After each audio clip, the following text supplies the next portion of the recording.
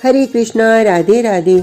हम सभी साधक श्री सुदर्शन सिंह जी चक्र द्वारा लिखित पुस्तक नंद नंदन का श्रवण कर रहे हैं। आज का प्रसंग है कीर्ति मैया। प्रथम परिचय। मैं जो विधाता से मांगने की सोच भी नहीं सकती थी, वह सब उसने मुझे दिया। ऐसा दिया कि भगवान सबको ऐसा दें। मेरे दोनों लाल सरल हैं, सुंदर हैं और किसी ने कभी हंसी में भी इनका कोई अवगुण मुझसे नहीं कहा। और अपनी लाली की बात मैं क्या कहूँ। मेरी यह राधा, यह तो अचानक मेरी गोद में आ गई जब मैं भगवती कात्यायनी के मंदिर में पूजन करने गई थी। यह ज्योति की रेखा कैसे प्रकट हुई, लेकिन मैं भूलती हूँ। इसके संबंध में जब सोचने लगती हूँ तभी भूलने लगती हूँ। यह क्यों होता है। यह तो मेरे सुबल की सहोदरा युग्मजा है। दोनों को पहचानने में मुझसे अनेक बार भूल होती है। दूसरे तो भूल करते ही हैं। यह लाली, इसकी नासिका के अग्रभाग का लाल तिल देखकर महर्षि गर्गाचार्य कहने लगे, यह तो लोक महेश्वरी है। इतनी भोली सीधी मेरी कन्या, यह मेरी लाली है। इतना ही बहुत है। मुझे ईश्वरी महेश्वरी नहीं चाहिए। गोपियां सूतिका गृह में ही इसे देखकर कहने लगी, कीर्ति रानी ने ऐसी कन्या पाई है जो माता के उदर से भी सौभाग्य बिंदु और सिंदूर लगाए आई है। इसके भाल का यह अत्यंत सुंदर लाल बिंदु, इतना सुंदर एवं ज्योतित सौभाग्य बिंदु तो किसी सुहागिन के शीश पर मैंने नहीं देखा। और इसके सर के सघन केशों के मध्य जो सीधी सिंदूर की रेखा है, वह तो सदा स्पष्ट ही रहती है। मैंने अनेक बार इसके सघन सुकोमल घुंघराले काले केश बिखराकर देख लिया। इसके केश ही ऐसे हैं कि इसकी मांग, उस मांग की स्वाभाविक सिंदूर रेखा को ढका नहीं जा सकता। महर्षि गर्गाचार्य ने नामकरण के समय देर तक इसको अपने अंक में रखा था और इनके पदों को ही देखते रहे थे। इन ऋषि मुनियों की बात मैं पूरी समझ नहीं पाती। पूछने पर उन्होंने जो कुछ कहा कम ही मैं स्मरण रख सकी। आह्लादिनी, परमा आदि क्या जाने क्या क्या कह गई। मेरे पल्ले इतना ही पड़ा कि इसके वाम पद के सब चिन्ह नंद नंदन के दाहिने पद चिन्हों से और दाहिने पद चिन्ह वाम पद चिन्हों से मिलते हैं। महर्षि ने बतलाया नहीं, परंतु मैं समझ गई कि वे गोकुल में यशोदा के लाल को देखकर ही आए होंगे। महर्षि के चले जाने पर मैंने ध्यान देकर इसके पद देखे थे। कमल, यव, ध्वजा, पताका, अंकुश, स्वस्तिक आदि चिन्ह और किसी शिशु के पद में मैंने कभी नहीं देखे। महर्षि की बात का मैंने एक ही अर्थ समझा कि यह यशोदा के अंक धन की ही बनेगी और यह तो मेरे स्वामी की सदा की कामना ही थी। महर्षि शांडिल्य की सम्मति मानकर हमने सगाई तो गुप्त रूप से कर दी, किंतु कब तक समाज से इसे गुप्त रखना पड़ेगा। कंस बड़ा क्रूर है, मेरे मेहर को सोचेंगे ही। मुझे तो विधाता का वरदान मिल गया। गोकुल वहां मथुरा के पड़ोस से उठकर मेरे पार्श्व में आ गया। मैंने समाचार पाया तो अपना पूरा भवन सजाने में लग गई थी। मैं तो समझती थी कि वे यहाँ आ जाएंगे, हम यह भवन भेंट कर देंगे उन्हें। बृहत सानुपुर में उनके सब गोपों के आवास की उत्तम व्यवस्था हो जाएगी। आवश्यकता हुई तो यह पुर पूरा उनको अर्पित करके हम पास में और नगर अपने लिए बसा लेंगे। अंततः अपनी पुत्री को ही तो यह सब देना है मुझे। मेरे पुत्र समर्थ होंगे तो स्वयं अपने पुर बसाएंगे। मेरे स्वामी बहुत संकोची हैं और मैं कैसे वहां जा सकती थी। ये प्रार्थना भी पूरे बल से नहीं कर सके। कहते हैं ब्रिजराज का पूरा ब्रिज अपने नगर में मिल जाए, यह प्रार्थना धृष्टता होगी। इसमें क्या धृष्टता थी। इनके पिता ने ब्रिजराज की पगड़ी को जिस दिन प्रथमोपहार अर्पित करके इनको पार्श्व रक्षक बनाया, उसी दिन वे बड़े हो गए। अपने बड़ों ने अपना बड़प्पन उन्हें अर्पित कर दिया तो हम अपना नगर अर्पित कर देते। अधीश्वर तो उन्हीं को रहना था। अब तो वे सब प्रकार से बड़े हैं। अंततः हमने अपनी सुता की सगाई कर दी है उनके लाल से। किंतु कभी मिल सकी तो यशोदा को उलाहना अवश्य दूंगी कि हमको एक दिन के सत्कार के योग्य भी उनके स्वामी ने नहीं माना। आते ही आवास की व्यवस्था पृथक कर ली। यह व्यवस्था वहीं जहाँ स्थान उन्होंने स्वीकार किया था बृहद सानुपुरपति कर देते, शीघ्र कर देते। हम इसे पहले कर देते यदि हमें तनिक भी पता होता कि ब्रिजराज गोकुल को लेकर यहाँ बसना स्वीकार करेंगे। अकस्मात आगमन हुआ और हमें एक रात्रि के आतिथ्य का अवसर भी नहीं मिला। अब यह उत्साह तो पूरा करेगा मेरा नील सुंदर। वह तनिक बड़ा हो जाए तो वह कैसा है, कभी तो इधर से निकलेगा। एक दृष्टि उसे देख लेने की उत्कंठा तो स्वप्न में भी बनी रहती है।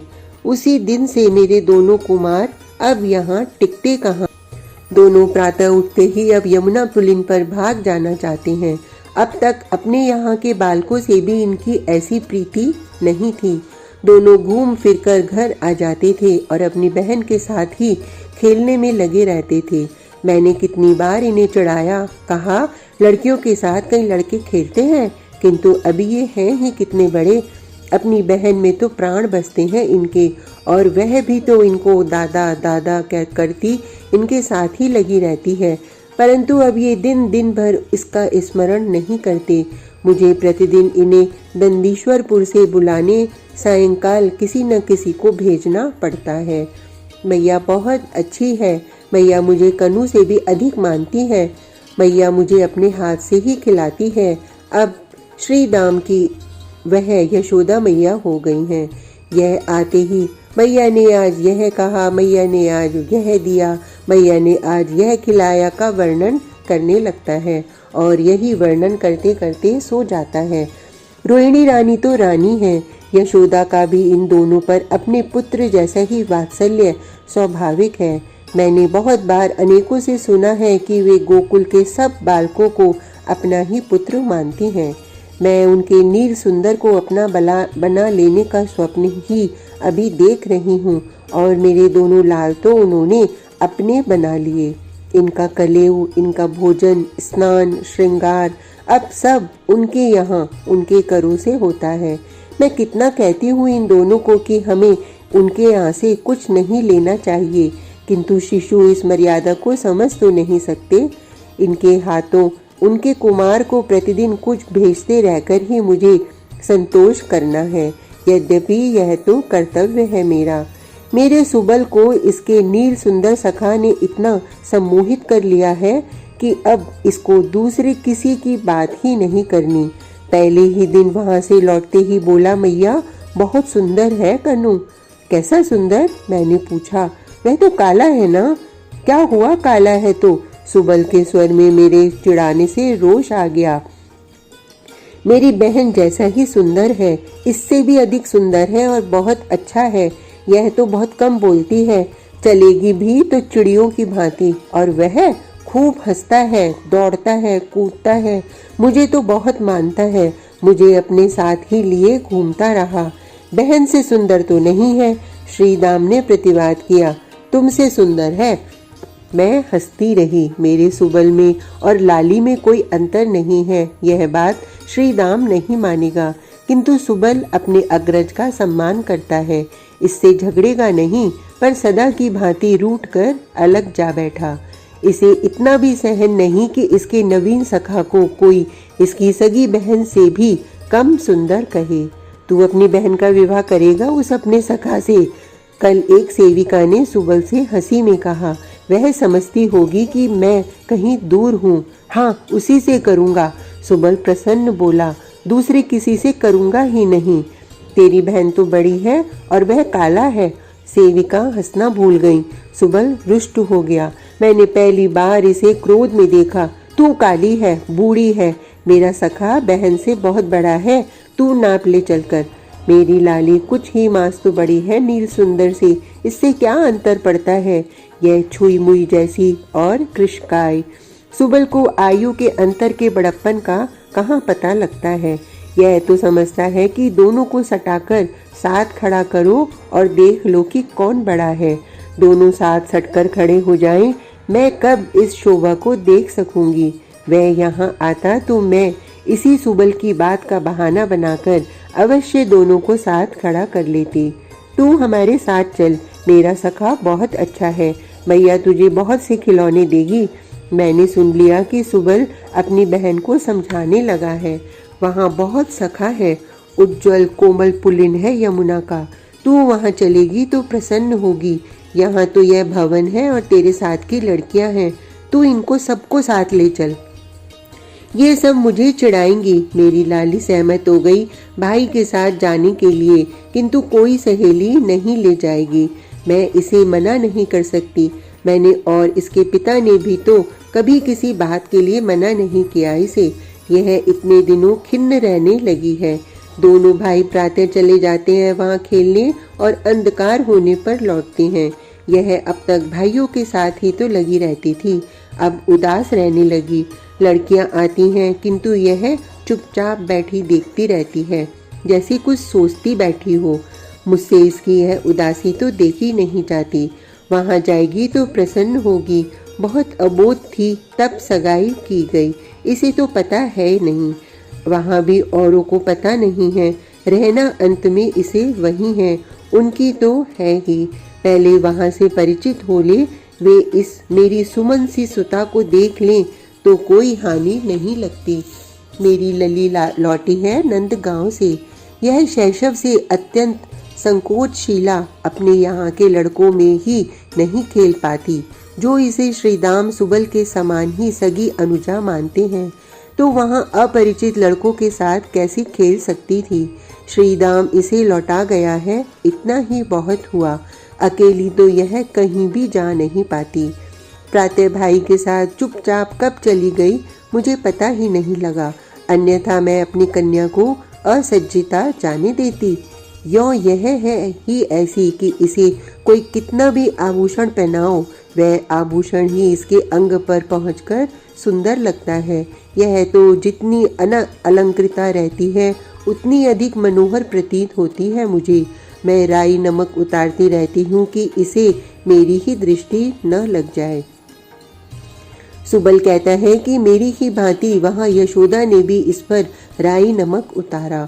उन्होंने इसके केशों में सुगंधित तैल लगाकर बेणी गूंथ दी है, मोतियों से मांग भर दी है इसकी और मल्लिका माला वेड़ी में सजा दी है।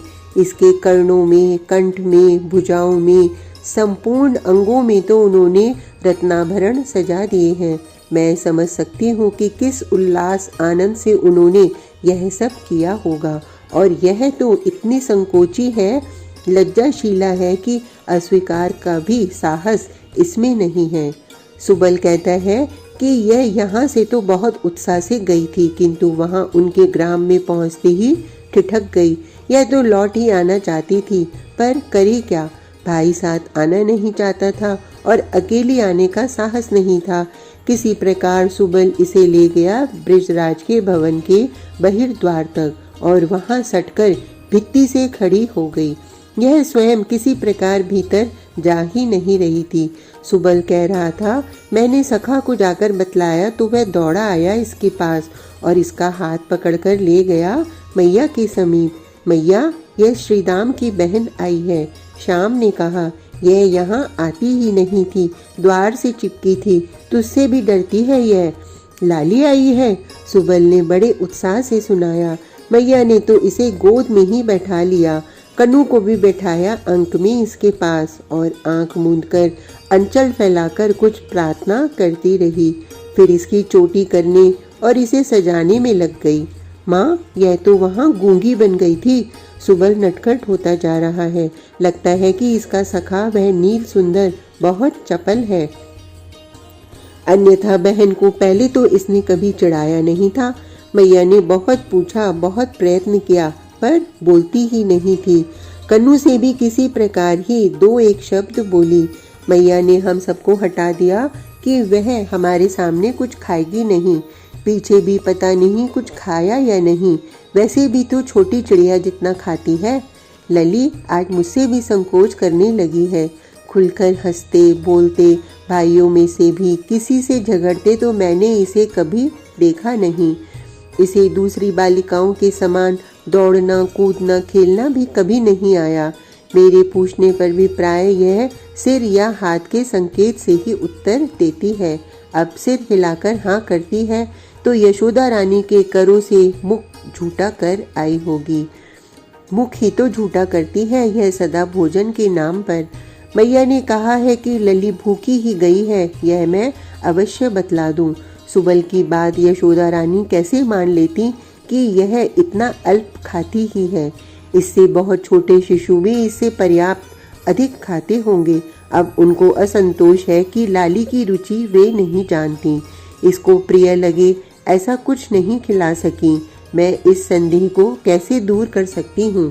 इसकी कुछ रुचि भी है, यह तो इसकी जननी होकर भी मैं आज तक नहीं जान सकी। मैया ने इसे फिर बुलाया है। सुबल अपने उत्साह में है। मेरे सखा ने भी इससे बहुत मनुहार करके कहा है कि यह उसके साथ खेलने आ जाया करे।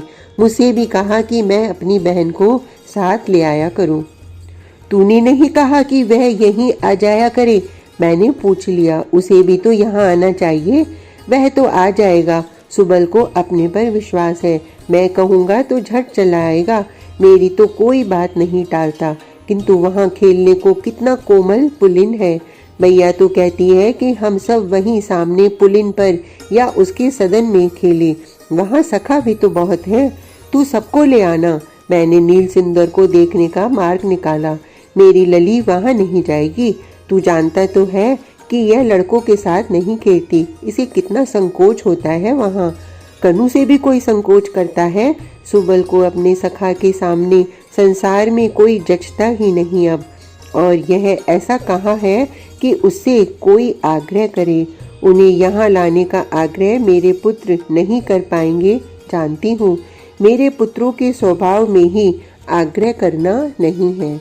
आज का प्रसंग इतना ही। कल तक के लिए हरे कृष्णा, राधे राधे।